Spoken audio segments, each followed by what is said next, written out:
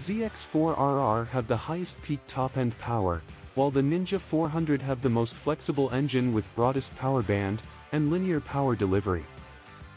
On the other hand, KTM have good low-end torque at the very early rev range.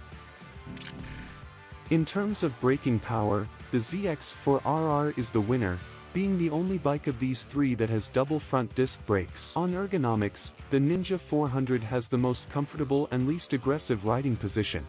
And in terms of handling, KTM has the lightest weight, good suspension with adjustability, and a frame with a good balance between plushness on the road and race-bred stiffness for the track. In terms of features and rider aids, KTM has a lot of features that the other bikes do not. KTM is equipped with a 3-axis IMU that provides lean-sensitive braking and traction control.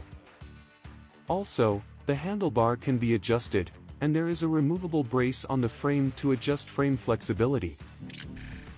The ZX-4RR costs almost twice as much as its competitors, making it the most expensive. The Ninja 400's brakes, suspension, and features are the least impressive on this list.